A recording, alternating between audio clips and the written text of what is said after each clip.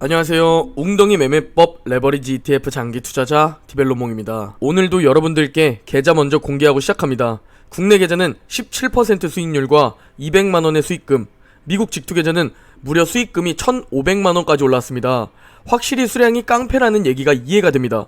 투자금이 높으니 조금만 올라도 수익금이 훨씬 높아지게 되죠. 그래서 열심히 아끼고 소득도 더 높여야 한다고 웅덩이 구간에서는 그게 최선이라고 말해왔었습니다. 그리고 그 결과 현재 약 1,800만원 수익금이라고 보시면 됩니다. 그리고 전 어제 매도했습니다. 혹여나 오해하실 분들이 계실 수도 있는데 현금 비중 확보와 250만원 실현손익 절세를 위해 일단 1,000만원 정도만 매도한 상황입니다.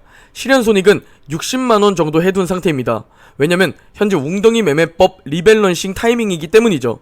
이럴 때 현금 비중을 늘리거나 250만원 실현손익을 통해 절세를 해야 합니다. 물론 올해 말에는 지금보다 더 상승이 있을 수 있습니다. 그래서 60만원 정도만 실현손익 해둔 상황입니다. 그럼에도 여전히 제 투자금은 2억원 정도입니다. 약 5% 정도만 현금 비중에 두었다 라고 생각하시면 이해하기 편하실 겁니다. 미국 주식은 매년 250만원의 실현손익은 세금을 떼지 않기 위해 매년 250만원씩 실현손익을 해야 합당한 방법으로 절세를 할 수 있으니 참고하시면 좋을 듯 합니다. 그리고 당연히 제 텔레그램에서 새벽에 실시간으로 현금 비중 늘린 타이밍과 바로 실시간으로 계좌를 공개하며 여러분들과의 신뢰를 최우선으로 생각하고 있습니다. 혹시나 실시간으로 제 매수, 리밸런싱에 대해 보고 싶으시다면 이 영상 고정 댓글에 텔레그램 입장하는 방법 공유해드릴 테니 이벤트 참여하셔서 입장해주시면 됩니다. 그리고 여러분, 셀인메이 5월에 팔아라 라는 말 들어보셨을 겁니다. 그리고 이 얘기로 많이 흔들리셨을 겁니다. 일단 지금 잠깐 팔고 11월에 다시 들어갈까? 이런 생각하신 분들도 계셨을 텐데요. 만약 셀인메이 5월에 팔아라를 믿고 매도를 한 사람들은 이번 5월 나스닥 11% 상승, 올해 가장 많이 한 상승을 다 놓쳐버리게 됩니다. 저와 여러분들이 계좌가 양전될 때 주식시장을 예측해서 사고팔고를 한다면 이번 5월 급등장을 받을 수 없다는 겁니다. 숏의 베팅에도 마찬가지죠. 그리고 이렇게 우리는 현금 비중을 늘리고 가만히 매수하지 않고 관망할 때 이때 숏을 손절해서 롱으로 갈아타거나 뒤늦게 포모 때문에 이럴 때 들어온다는 거죠. 지금은 이미 단기적인 과매수 구간인데 말이죠. 그래서 제가 항상 말씀드렸던 겁니다. 그냥 올바른 종목을 선택해서 가만히 보유하고 시간을 활용하면 어느 순간 포텐셜 구간이 찾아온다. 그 급등을 누리면 계좌는 어느새 몇 배로 늘어나게 된다. 그러나 인간에게 가장 취약한 게 인내심입니다. 그래서 99%가 결국 인내심 때문에 장기 투자 실패하죠. 우리는 그냥 가만히 있으면 된다는 겁니다. 이번에 그걸 여러분들이 느끼셨을 거라 생각합니다. 어제 PCE 물가지수가 발표되었는데요. 예상보다 높게 발표되며 인플레이션 둔화 속도가 매우 줄어들었다 라는 것을 확인할 수 있는 수치였습니다. 그럼에도 현재 증시의 우선순위는 AI입니다. PCE와 근원 PCE 그래프를 봐도 둔화가 멈추고 다시 올라가나?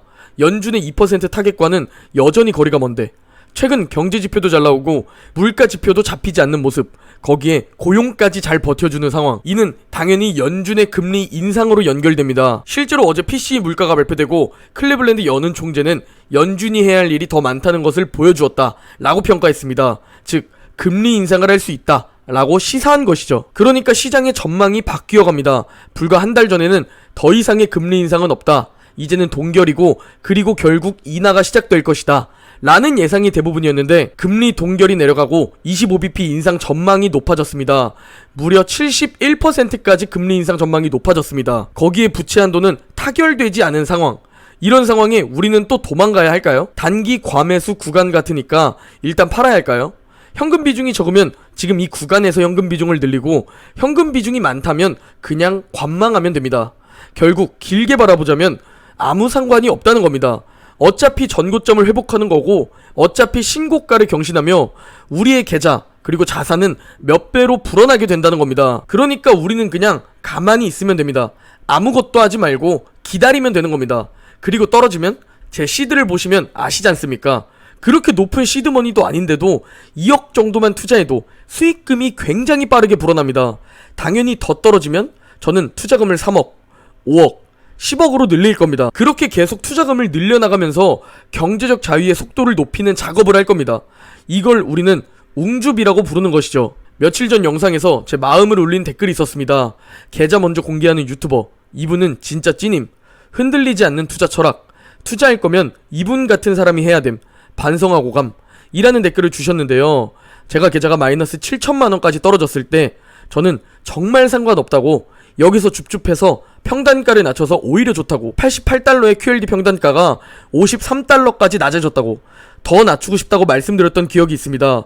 그때 조롱 댓글도 엄청 많았고 웅줍의 확신이 떨어진 댓글들도 많았습니다. 그럼에도 여러분들에게 확신을 드리기 위해 조롱도 감수하며 계좌를 계속 공개했습니다.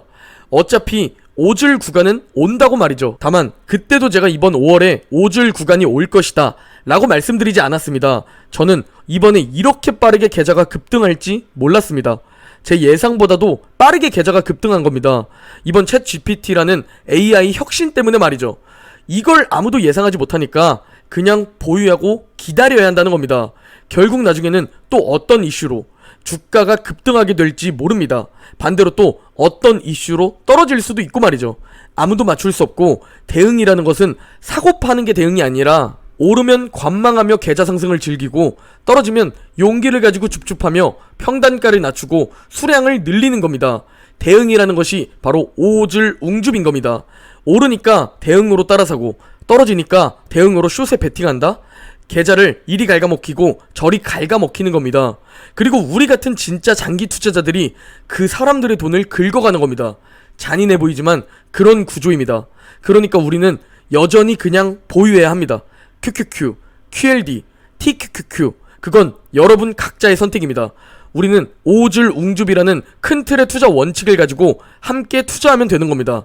오늘 영상은 여기까지입니다. 제 영상이 도움이 되셨다면 구독, 좋아요, 댓글 한 번씩 부탁드립니다. 그럼 월요일 영상에서 뵙겠습니다.